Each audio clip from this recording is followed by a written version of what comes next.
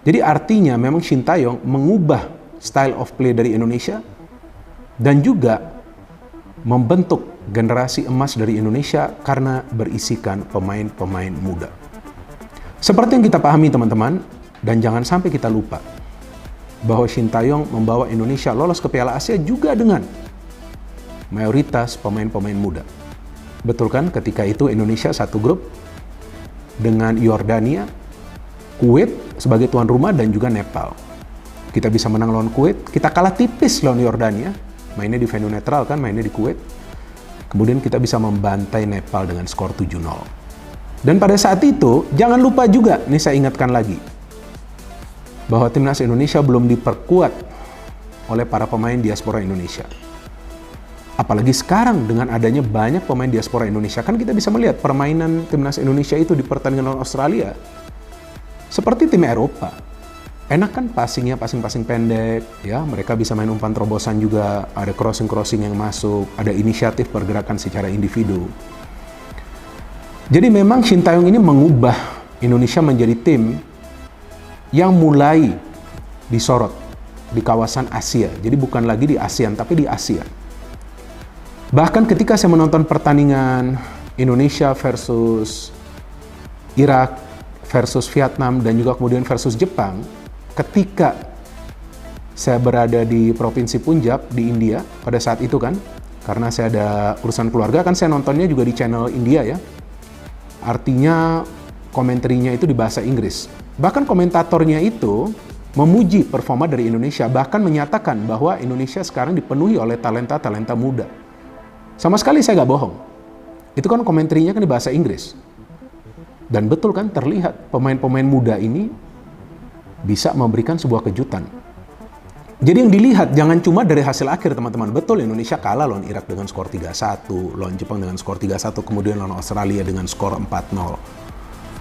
Tapi kan secara performa nggak ada tuh kekhawatiran, apalagi ketakutan dari para pemain Indonesia. Ini nggak gampang bagi mereka. Mayoritas adalah pemain-pemain muda.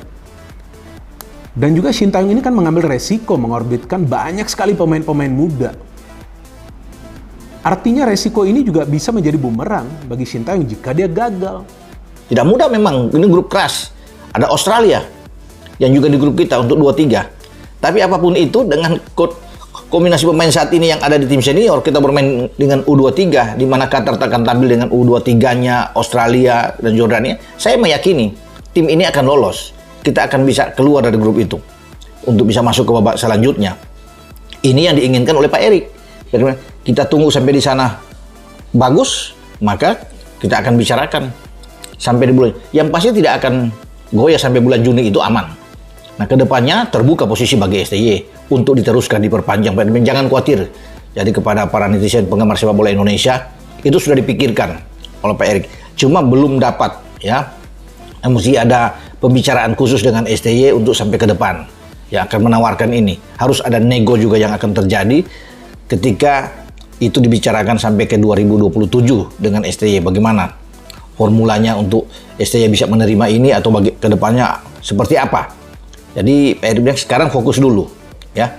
Kalau soal kontrak, tenang, ya. Itu pasti akan dibicarakan, dan posisi STY kuat saat ini. Setelah membawa tim kita itu, tim senior kita itu lolos, itu maka Erik bilang sangat kuat.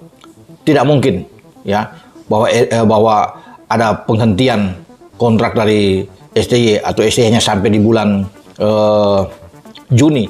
Karena ke depan itu kita akan tambah kuat.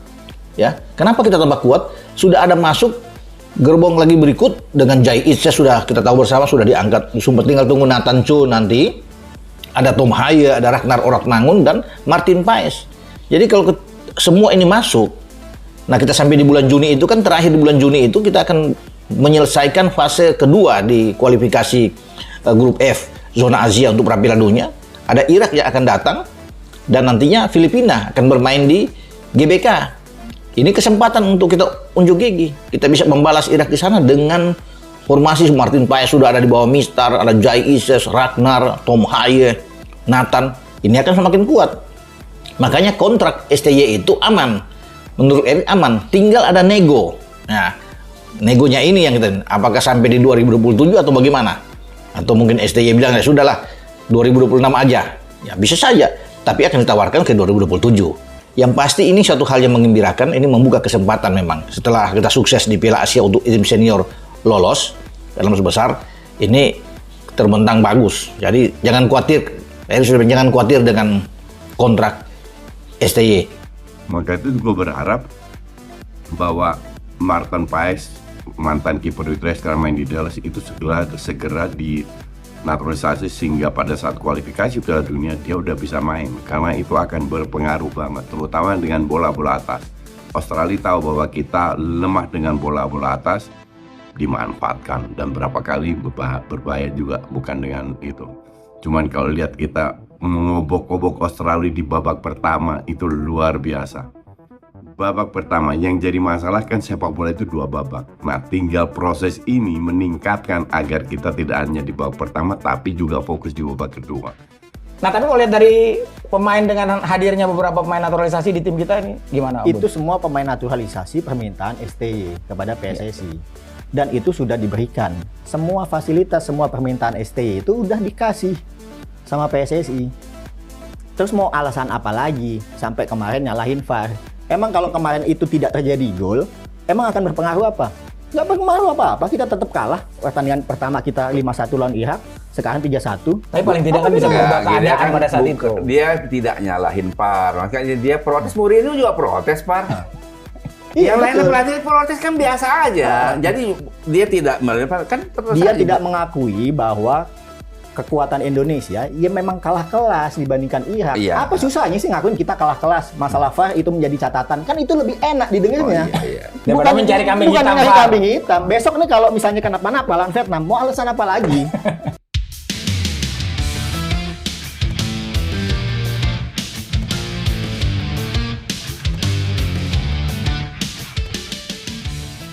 Netizen alias warga internet langsung panik seusai pelatih timnas Indonesia, Shin Tae-yong, mengungkapkan bahwa dia mendapatkan tawaran dari negara lain.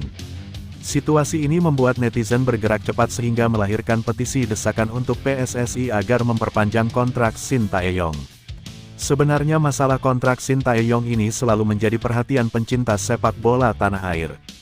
Setiap kali menyinggung masalah kontrak pelatih asal Korea Selatan ini selalu ada polemik. Padahal, PSSI sebenarnya sudah memperpanjang kontrak Shin, yang seharusnya berakhir pada Desember tahun 2023, dilanjutkan hingga Juni tahun 2024. Untuk perpanjangan kontrak selama 6 bulan ini, PSSI membebankan target kepada mantan pelatih timnas Korea Selatan di Piala Dunia 2018. Pelatih berusia 53 tahun itu ditargetkan untuk bisa membawa timnas Indonesia lolos ke babak 16 besar Piala Asia 2023. Target ini telah diwujudkan oleh Shin Tae-yong sehingga dia berhasil mencetak sejarah buat tim Merah Putih. Pasalnya, ini menjadi kali pertama timnas Indonesia lolos ke babak gugur Piala Asia setelah dalam 4 keikutsertaan skuad Garuda dalam ajang ini sebelumnya selalu terhenti di babak grup. Namun, target ini belum cukup buat PSSI untuk kembali berbicara masalah kontrak dengan Shin. Pasalnya, pelatih asal negeri ginseng tersebut masih ditargetkan untuk bisa membawa timnas U23 Indonesia lolos ke babak 8 besar Piala Asia U23 2024. Ajang ini bakal berlangsung di Qatar pada tanggal 15 April hingga tanggal 3 Mei tahun 2024. Dalam ajang ini, Marcelino Ferdinand dan kawan-kawan dipastikan bergabung dalam grup D bersama tuan rumah Qatar, Yordania, dan Australia. Oleh karena itu, saat Shin Tae-yong mengaku mendapatkan tawaran dari negara lain, Ketua Umum PSSI Erick Thohir tetap kukuh bahwa kesepakatannya dengan sang pelatih masih sama. Pelatih berusia 53 tahun tersebut harus memenuhi target yang telah diberikan, baru kemudian akan ada pembicaraan lagi. Apabila 2 target tersebut terpenuhi, PSSI mengaku bisa bicara soal perpanjangan kontrak untuk 2027. Dalam pernyataannya, Erick mengakui bahwa dia cukup puas dengan kinerja Shin Tae-yong. Akan tetapi, PSSI tentu punya target untuk bisa bersaing di level Asia. Oleh karena itu, PSSI masih menunggu hingga kontrak pelatih asal Korea Selatan tersebut benar-benar habis. Namun, sikap yang ditunjukkan orang nomor 1 di PSSI itu tak membuat netizen merasa tenang. Karena Shin mengaku sudah mendapatkan tawaran dari negara lain, warganet pun panik.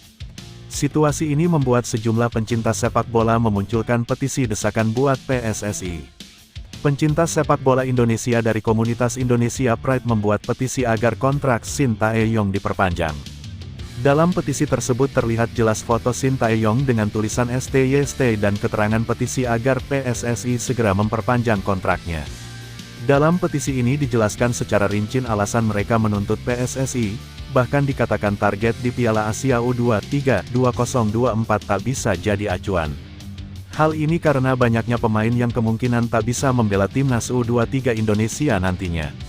Pemain-pemain klub luar negeri seperti Marcelino Ferdinand, Justin Hubner, Elkan Bagot, dan beberapa lainnya diyakini tak akan bisa memperkuat tim. Pasalnya, ajang Piala Asia U23 2024 ini tak masuk dalam agenda FIFA sehingga tidak ada jaminan buat klub harus melepas pemainnya.